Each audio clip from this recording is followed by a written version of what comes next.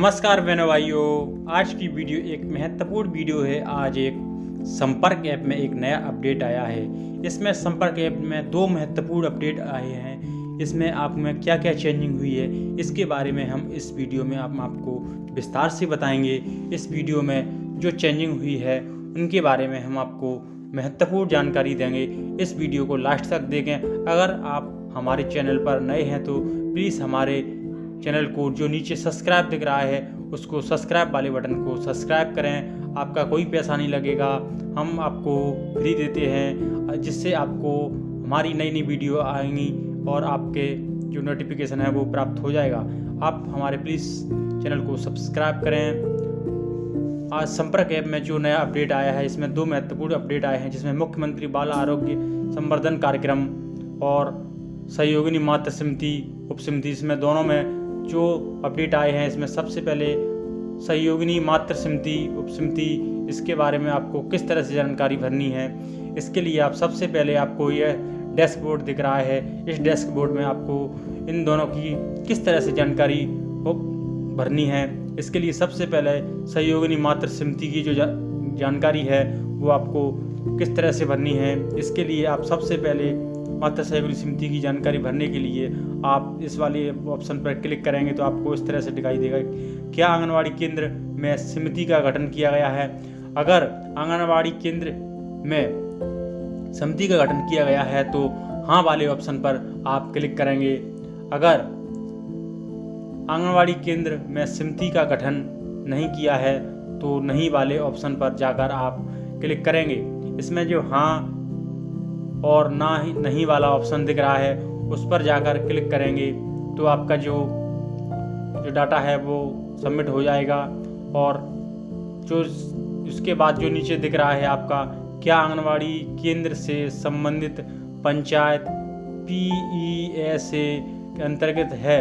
अगर है तो आप इस वाले ऑप्शन में जिसमें हाँ वाला ऑप्शन है उस पर जाएंगे और जाने के बाद आप उस पर हाँ पर टिक करेंगे। इसमें जो आंगनवाड़ी के अंतर्गत पंचायत PCE है उस पर हाँ वाले ऑप्शन पर, अगर इनके अंतर्गत नहीं आता है तो आप नहीं वाले ऑप्शन पर जाकर क्लिक करेंगे। और उसके बाद जो सहयोगिनी मातृ समिति है उसकी जो तीसरा वाला ऑप्शन है उसमें समिति में नामांकित की तिथि, जिसमें जो संगठन बनाया है उसकी जिसका नामांकन किया है उसकी तिथि आपको दर्ज करनी है, जो तीसरे वाले ऑप्शन में है। इस ऑप्शन में समिति में जो नामांकन की तिथि है वो आपको इस तरह से दिखाई देगी। इसमें आपको दिख रहा है आप जिस दिन आपकी एंट्री आपने समिति का गठन किया है उस दिन आपको इस वाले ऑप्शन पर क्लिक करना है। आप जिस भी डेट पर जाएंगे और आप अपनी डेट पर आप क्लिक करेंगे तो आपको इस तरह से दिखाई देगा। फिर उसके बाद आपको जो जानकारी जोड़े हैं उस पर जाएंगे तो आपकी जो जानकारी है वो जुड़ जाएगी। अगर आप रद्द करना चाहते हैं तो आप रद्द भी कर सकते हैं, कैंसिल भी कर सकते हैं। ये आपको दिख रहा है जो रेड बटन। उसके बाद जो बगल में दिख रहा है जानकारी जोड़ें, तो आपकी जो आपने जो जानकारी दर्ज की है वो आपकी जानकारी जुड़ जाएगी इस वाले ऑप्शन में। और इसके बाद आपको इस तरह से दिखाई देगा, क्या आप सुरक्षित करना चाहते हैं। अगर करना चाहते हैं कृपया जांच लें, सुरक्षित होने के बाद संशोधन नहीं किया जाएगा। यह भी आप जांच कर लें कि आपने कोई गलत एंट्री तो नहीं की है, तो आप एक बार जांच करने के बाद ही आप सुरक्षित करेंगे तो आपकी जानकारी है वो सही से आप सुरक्षित कर देंगे। और जो सुरक्षित वाला बटन है सुरक्षित करें उस पर जाकर टिक करेंगे तो आपकी जो जानकारी है सहयोगिनी मातृ की वो समिति की वो आपकी जानकारी है वो ऐड हो जाएगी। और उसके बाद आप सभी सदस्यों की जो नामांकन की जानकारी सदस्यों की किस तरह से भरेंगे, इसके लिए सबसे पहले आपको मातृ सहयोगिनी के सदस्यों की जानकारी इस तरह से भरनी है। सबसे पहले सदस्य का नाम, जो पहला वाला ऑप्शन दिख रहा है उसमें आप सदस्यों की जो पहला वाला है उसमें नाम दर्ज करना है। और उसके बाद जो दूसरा वाला ऑप्शन दिख रहा है इसमें आप समिति के पद, इसमें जो दूसरा वाला मातृ सहयोगिनी समिति का जो दूसरा वाला ऑप्शन है इसमें समिति के पद, यानी पद आप किस पद पर हैं, आप अध्यक्ष हैं, उपाध्यक्ष हैं या सदस्य हैं। इसमें आप जिस भी व्यक्ति का भरेंगे उसमें अध्यक्ष है तो अध्यक्ष, अगर उपाध्यक्ष है तो उपाध्यक्ष, अगर सदस्य है तो सदस्य के वाले बटन पर क्लिक करेंगे तो आपका जो डाटा है वो इस तरह से दिखाई देगा। उसके बाद आता है आयु वर्ग या वर्ष में जिन सदस्य की आयु कितनी है, इसमें आपको इस तरह से दिखाई देगा 10 से 20 साल, 20 से 30 वर्ष, 30 से 40 वर्ष, 40 से 50 वर्ष, 50 से 60 वर्ष, 60 से अधिक, यानी जो सदस्य है उसकी आयु 60 से अधिक वर्ष भी हो सकती है। उस पर आप जाकर टिक करेंगे। इसके बाद आता है जो नेक्स्ट वाला ऑप्शन है वर्ग, यानी जाति, आप किस जाति से बिलोंग करते हैं या कास्ट या कैटेगरी में हैं। इसमें जो कैटेगरी दी है इसमें अनुसूचित जनजाति यानी एसटी वर्ग, और उसके बाद आता है अनुसूचित जाति यानी एससी वर्ग, पिछड़ा वर्ग यानी ओबीसी, और सामान्य यानी जनरल। इसमें जो 4 ऑप्शन दिए गए हैं इसमें जो भी हो आप उन ऑप्शन को चुन सकती हैं। उसके बाद आता है मोबाइल नंबर। इसमें सदस्य की मोबाइल नंबर इंटर करना आवश्यक है। इसमें आप मोबाइल नंबर इंटर करेंगे तभी आपका जो आगे की प्रोसेस है वो होगी। आप सदस्य का मोबाइल नंबर अवश्य डालें। इसके बाद जो नीचे दिख रहा है प्रशिक्षण की स्थिति, इसमें जिस सदस्य की आपने एंट्री कर रहे हैं उसने अगर प्रशिक्षण लिया है तो आप प्रशिक्षण की स्थिति को दर्ज कर सकते हैं। अगर जिस व्यक्ति ने प्रशिक्षण प्राप्त किया है तो हाँ वाले ऑप्शन पर क्लिक करेंगे, अगर नहीं किया है तो अप्रशिक्षित या प्रशिक्षित दोनों दिए हैं उस पर आप जाकर क्लिक कर सकते हैं। और उसके बाद सभी की जानकारी भरने के बाद आप जो सदस्य की जानकारी भरने के बाद जो नीचे जानकारी जोड़ें उस पर जाएंगे तो आपकी जो जानकारी है वो जुड़ जाएगी। एक एक सदस्य की आप इसी तरह से आपको जानकारी दर्ज करनी है। आपको सभी सदस्यों की इसी अनुसार आपको जानकारी दर्ज करनी है। आप हमारे चैनल पर नए हैं तो प्लीज़ हमारे चैनल को सब्सक्राइब अवश्य करो। सब्सक्राइब करेंगे तभी तो हमारा चैनल है वो आपका जो परिवार है वो बढ़ेगा और हमें बहुत अधिक खुशी होगी। उसके बाद जो दूसरा जो नेक्स्ट वाला स्टॉप जो इसमें जो नेक्स्ट वाला है उसमें सहयोगी मात्र उप समिति संगठन की जानकारी। जो दूसरे वाला ऑप्शन है उसमें आप सहयोगी मात्र उप समिति संगठन की जानकारी दर्ज करनी है। तो आप किस तरह से जानकारी दर्ज करेंगे, आपको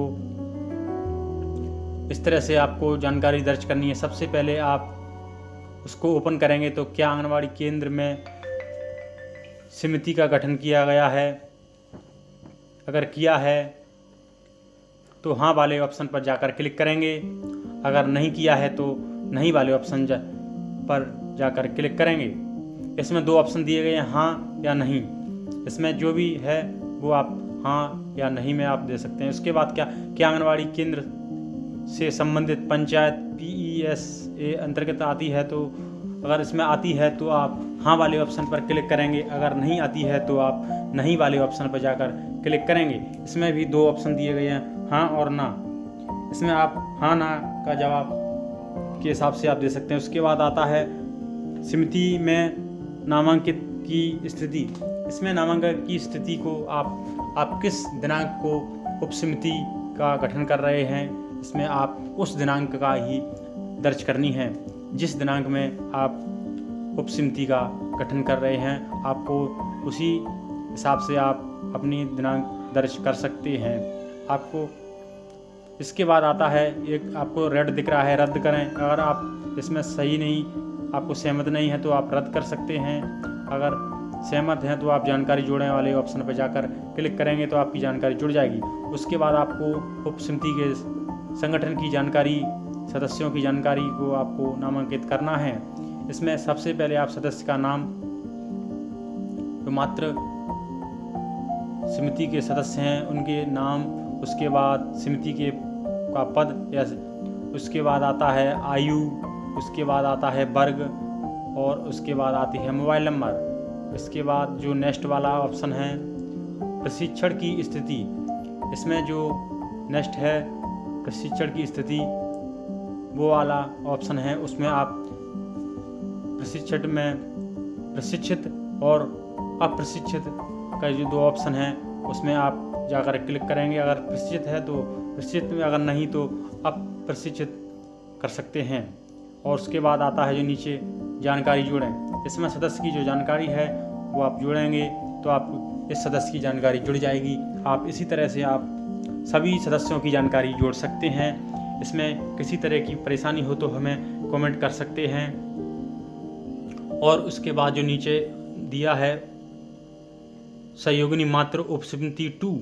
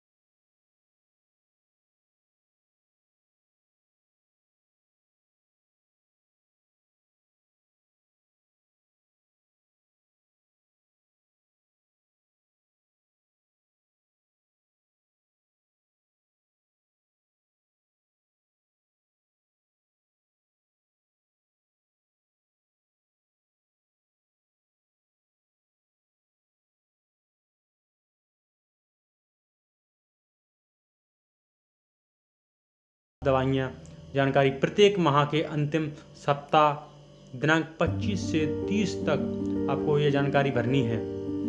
ये आपको जानकारी, ये दवाइयाँ आपको स्वास्थ्य विभाग से प्राप्त होंगी। आपको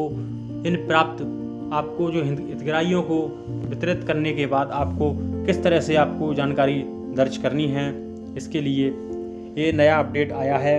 इस अपडेट में आपको जो दवाई प्राप्त होंगी उनके बारे में और उनके जानकारी आपको दर्ज करनी है। इसमें जो दवाई हैं, इसमें सबसे पहले 10 प्रकार की दवाई प्राप्त होंगी। इसमें दिया गया है सबसे पहले जो क्रमांक दिया गया है, इसमें 1 से लेकर 9 दिया है, नीचे एक और दिया है, 10 हैं सब। उसके बाद दवाई का नाम दिया गया है। जो सेकंड वाला है उसमें दवाई का नाम दिया गया है। और उसके बाद जो नेक्स्ट है उपलब्ध मात्रा या संख्या, इसमें कितनी संख्या में प्राप्त हुआ है। उसके बाद एक्सपायरी माह या वर्ष, इसमें एक्सपायरी माह या वर्ष दिया गया है। इसमें सबसे पहले जो पहला वाला ऑप्शन है हेमोग्लोबिन बोतल जो दी गई है, सिलीन बोतल दी है, ये आपको दवाई है वो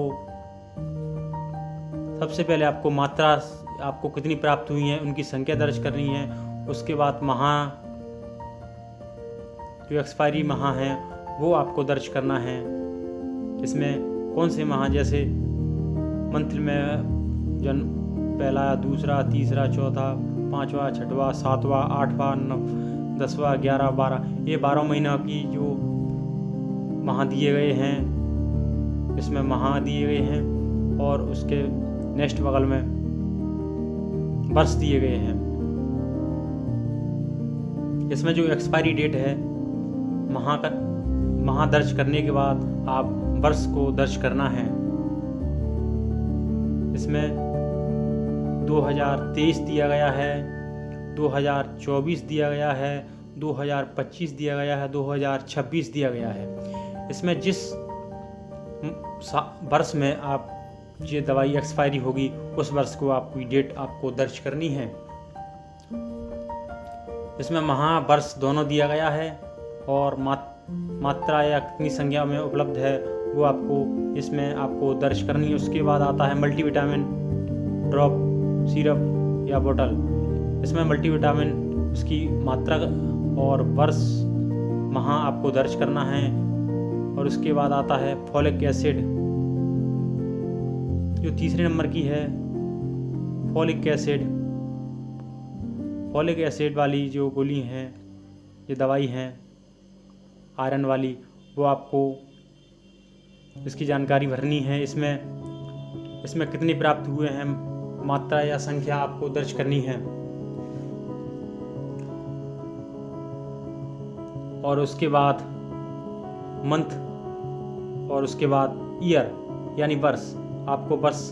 और उसके बाद आता है एल्बेंडाजोल गोली। इसमें एल्बेंडाजोल गोली में मंथ जो एक्सपायरी डेट है वो आपको दर्ज करनी है।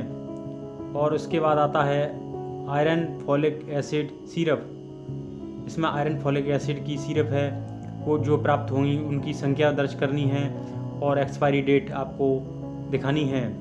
और उसके बाद आता है आयरन पिंक जूनियर गोली।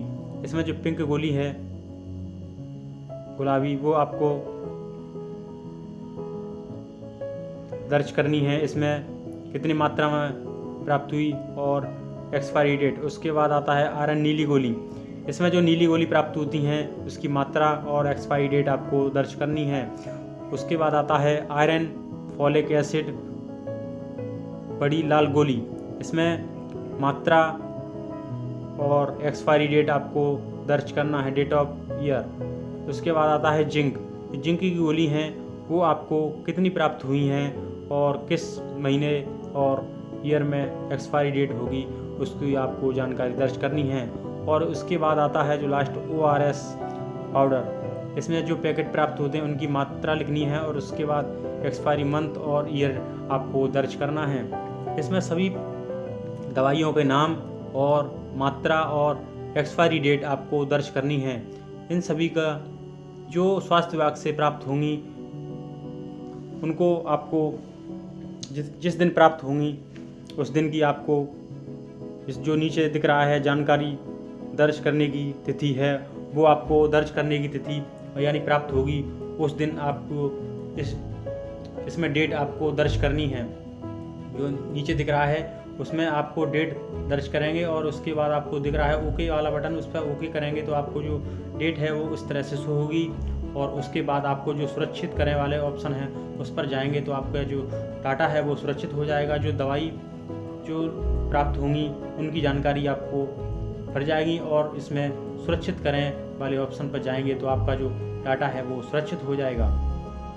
इसी तरह से आप इन दवाइयों की जानकारी आप भर सकती हैं। इसमें किसी तरह की परेशानी हो तो हमें कमेंट अवश्य करें। आपको जो दिख रहा है और एक और ध्यान देने योग्य बात है, इसमें आप अगर कोई किसी तरह की गलती हो जाती है तो आप इस पर सबमिट करने से पहले आप एक बार अवश्य चेक कर लें, जिससे आप किसी तरह की गलती हो तो उसको सुधार कर सकते हैं। तभी आप सबमिट करें और तभी आप इसको सेव कर सकते हैं। आप हमारे चैनल